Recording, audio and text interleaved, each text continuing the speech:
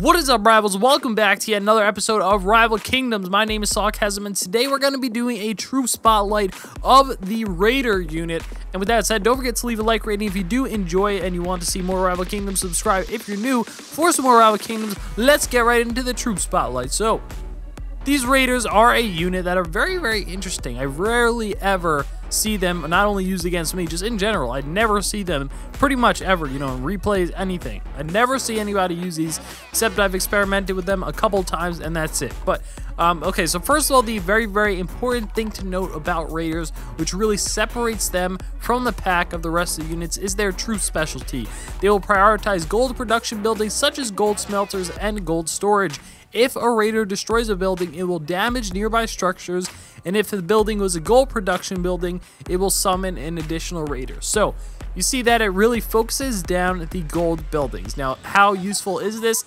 That particularly not so useful, because in this game it's more important to destroy the rest of the buildings, and then eventually you can, from that, you know, if you destroy the Stronghold, you get enough mana to be easily able to take out the rest of the base and get the gold. So pretty much if you take out the Stronghold, usually you could end up getting the rest of the gold in the base. So it's not like you need to rush down the resources versus Clash of Clans, where maybe it's a little bit more difficult to defeat the Town Hall. And plus, by defeating the Town Hall, you don't actually get anything like mana to defeat the rest of the base. So sometimes you just want to rush the resources. And, you know, you're like, I'm going to lose anyway, whatever. So I'm just taking all your resources.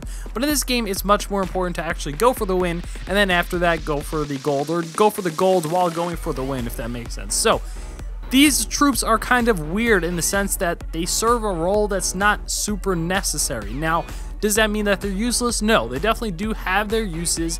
They also do pulse. Whenever, first of all, when they destroy a gold building, they do a little pulse of damage. You see under speed, it says destruction pulse. That's how much damage it will do. It will scale up a level, not that much. So it does a little bit of damage to the buildings around it. And it also summons an additional Raider each time you destroy a gold building, whether it's gold smelter or gold storage. So the couple of times where I could see this troop be useful, first of all, if they have a bunch of gold storages and smelters kind of grouped up, especially if they're out in the middle of nowhere, separated from the base, which is sometimes what people tend to do. They just put a group of their gold stuff just out in a corner somewhere, which especially at the lower strongholds, not so much later on, but early on I see this a lot.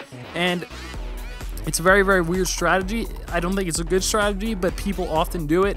And yeah, by placing maybe one squad of Raiders, you can just get all that gold. You'll be summoning a bunch of other Raiders, and then by the time you get a bunch of other Raiders, they will then start attacking the base, and you'll be able to, you know, kind of rally up a few extra Raiders from that, and then you can place down the rest of your troops to follow up that. Now, this is a very rare occurrence. That's why I said these troops are kind of weird, because their role isn't really, it's not so necessary most of the time. But on top of that, their stats. So their stats are pretty similar to a very low level soldier, maybe level 1, level 2. Let's take a look at level 6 soldiers. So level 6 soldier is what I have currently on this account, and their overall just everything is a lot better. Their health is better, their, you know, damage is better, everything is better. Plus they get the benefit of not only focusing down gold stuff. So, but that can actually be a useful thing as well, because by, you know, attacking all the gold stuff, getting that out of the way, it frees up your troops that do damage, such as a warden, and, you know, they can attack the stuff that we really need to defeat in order to take down the base, such as the important defensive structures, while the Raiders are destroying the gold buildings, focusing on that instead. So yeah, it's kind of a trade-off. They are a very weird unit, and overall just very interesting, I suppose. So with that said, let's get into some attacks. And yeah, okay guys, so this is a kingdom raid. So this is base super low level, so this is not really fair, to be honest. I'm gonna completely overwhelm this base no matter what.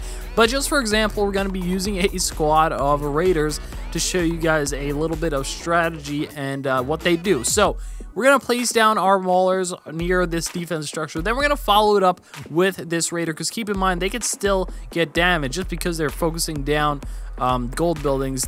Doesn't mean they can't get damage, but you can see how fast they actually do take down these gold structures. Meanwhile, we did only have one warden attacking it, but still, the amount of damage they do to it is usually a lot higher than you know, the Warden will, because they're all focusing it down. So yeah, they can go to all that. They're actually soaking quite a bit of damage. They don't have the most health, almost that of a soldier, but this is at level 1. Keep that in mind. Almost, it's about 66% of a level 6 soldier. So you can see as you level up, the health is going to go up as well, and it can do a decent job of soaking damage. Now, do I recommend using them as a main tank?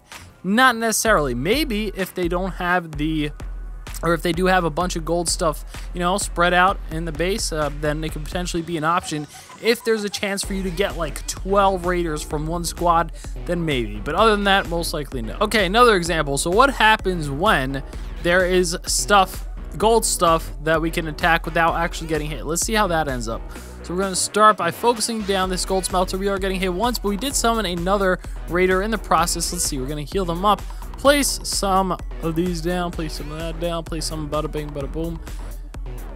And let's just go ahead and see what they do over here. It looks like they already get taken out, the raiders, but it's all good. We're just gonna... So yeah, that is pretty much it, guys. You can see these raiders are quite an interesting unit. They do have some niche uses, but overall not going to be something in your main troop composition, most likely. You may prove me wrong. You may find something very creative, and if you do, props to you. Feel free to let me know. I'd be very interested to hear, but most likely going to be something that's just very occasionally going to be used. So I don't recommend you necessarily rush their upgrades and spend the gold on that or the resources.